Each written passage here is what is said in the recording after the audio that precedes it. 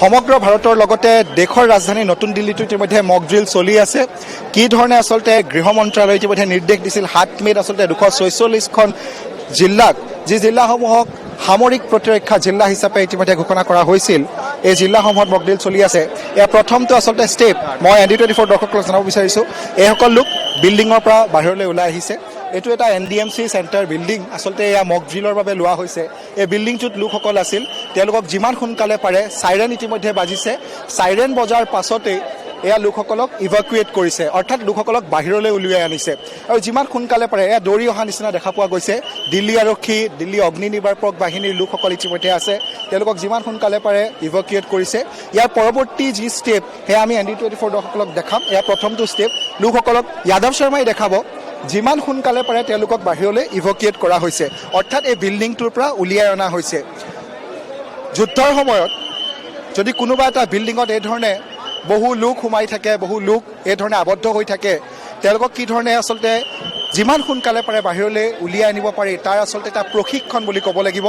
246খন জিলাত সামৰিক প্ৰতিৰক্ষা জিলা হিচাপে আচলতে ইতিমধ্যে চিনাক্ত কৰি ৰখা হৈছে। সেই জিলাসমূহত এই ধৰণৰ মক ড্ৰিল চলি আছে, বিভিন্ন ঠাইত মক ড্ৰিল চলি আছে।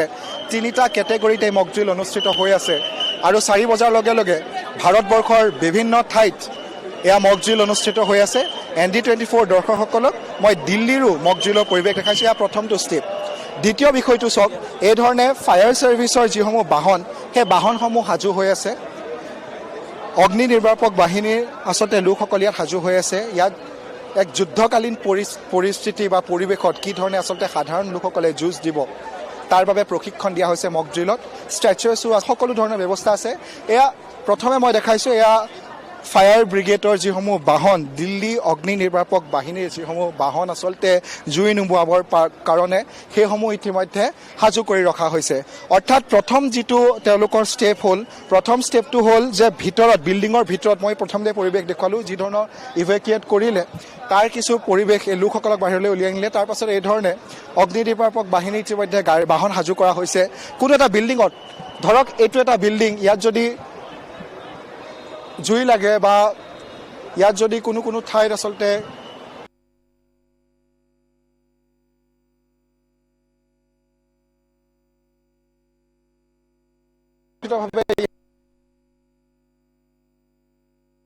আচলতে অগ্নি নিৰ্বাপক বাহিনীয়ে ষ্টেপ দেখুওৱা হৈছে মক ড্ৰিলত, তেওঁলোকক বুজুৱাই দিয়া হৈছে।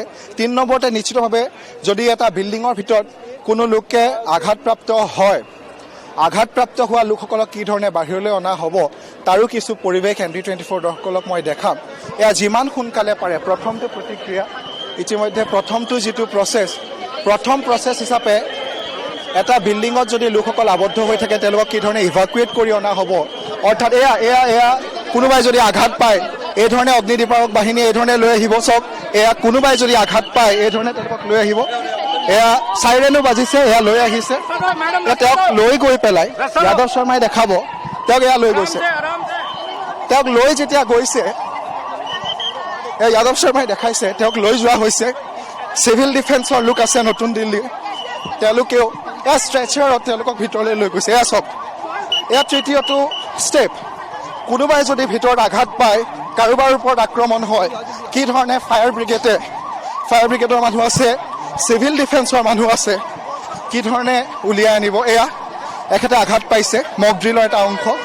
আঘাত পোৱাৰ পিছত তেওঁক কি ধৰণে এয়া লৈ অহা হৈছে, এয়া মক ড্ৰিলৰ এটা অংশ আচলতে।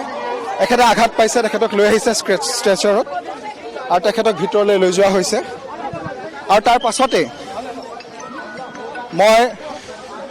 মই পৰিৱেশ দেখুৱাই আছোঁ, এয়া আঘাতপ্ৰাপ্ত লোকসকলক কি ধৰণে আচলতে ৰখা হয়। ইয়াৰ পাছতে ইতিমধ্যে ডক্টৰৰ লোক আছে, ডক্টৰৰ লোকসকলে কি ধৰণে আচলতে এই মক ড্ৰিলত ইতিমধ্যে ডক্টৰৰ লোকসকলে যিটো অংশ কৰিছে, কি ধৰণে আচলতে যদি কোনো লোক সচেতন হৈ পৰে কি ধৰণে তেখেতক CPR দিয়া যিটো প্ৰচেছ আচলতে সেয়া ইয়াত কৰা দেখা পোৱা গৈছে। আৰু এয়া তৃতীয়টো প্ৰচেছ। আৰু দিল্লী আৰক্ষী লোক উপস্থিত আছে, অগ্নি নিৰ্বাপক বাহিনীৰ লোকসকল উপস্থিত আছে। এয়া এম্বুলেন্সসমূহ সাজি কৰি ৰখা হৈছে।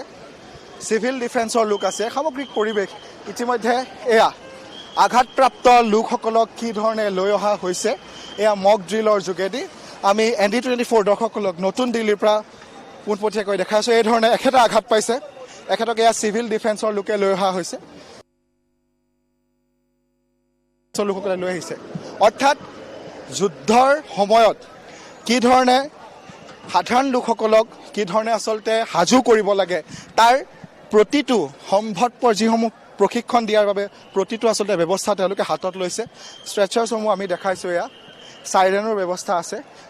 এবাৰ যদি সম্পূৰ্ণ পৰিৱেশটো যাদৱ শৰ্মাই দেখাবলৈ সম্ভৱ হয়, এয়া এম্বুলেন্স সাজু হৈ আছে, এয়া ফায়াৰ ব্ৰিগেড, আমাৰ যদি বাওঁফালে চাওঁ ফায়াৰ ব্ৰিগেড সাজু হৈ আছে। আৰু এইটোৱে বিল্ডিং আচলতে মক ড্ৰিলৰ বাবে লোৱা হৈছে। কেমেৰা পাৰ্চন যাদৱ শৰ্মাই দেখাব ফায়াৰ ব্ৰিগেডৰ লোকসকলে এই ধৰণে ওপৰলৈ উঠি গৈছে। এতিয়া কি কৰিছে মই জনাব বিচাৰিম। এই বগা পিন্ধি থকা লোকজন মক ড্ৰিলত আচলতে তেখেত আবদ্ধ হৈ থকা এজন লোক হিচাপে ইয়াত দেখুওৱা হৈছে। তেখেতক এই ধৰণে ইভেকুৱেট কৰা হৈছে, অৰ্থাৎ তেখেতক উদ্ধাৰ কৰা হৈছে। তেখেত ফচি গৈছিল, বিল্ডিংটোৰ পৰা ওলাব নোৱাৰিছিল আৰু তেখেতক বাহিৰলৈ আচলতে উলিয়াই অনা হৈছে। এয়া চাওক অগ্নিনিৰ্বাপক বাহিনীৰ লোকসকলে এই ধৰণে তেওঁলোকক ইভেকুৱেট কৰিছে। এয়া আমি পৰিৱেশ দেখাইছোঁ। তেখেতক নমাই অনা হৈছে আৰু তেখেতক নমাই অনাৰ পাছত তেখেতক আচলতে এক নিৰাপদ ঠাইলৈ লৈ যোৱা হ'ব। এই মক ড্ৰিলত যিটো ঠাইক আচলতে নিৰাপদ ঠাই হিচাপে চিহ্নিত কৰা হৈছে, সেই ঠাইলৈ লৈ যাব। এয়া লোকজনক কি ধৰণে ওপৰলৈ লৈ গৈ পেলাই তেওঁক নমাই অনা হৈছে। সকলো আচলতে প্ৰেক্টিচ ইয়াত মক ড্ৰিলত ইয়াত দেখুওৱা হৈছে। এয়া নিশ্চিতভাৱে অতি জৰুৰী, কাৰণ আজি মাজনিশা ভাৰতে অপাৰেশ্যন সিন্দুৰ ইতিমধ্যে আৰম্ভ কৰিছে আৰু তাৰ লগতে এটা যুদ্ধকালীন পৰিৱেশ বুলি ক'ব লাগিব। ভাৰতে ধন্যবাদ জ্ঞাপন কৰিছোঁ অংকুৰ। আমি দিল্লীৰ পৰিৱেশ দেখুৱাইছোঁ।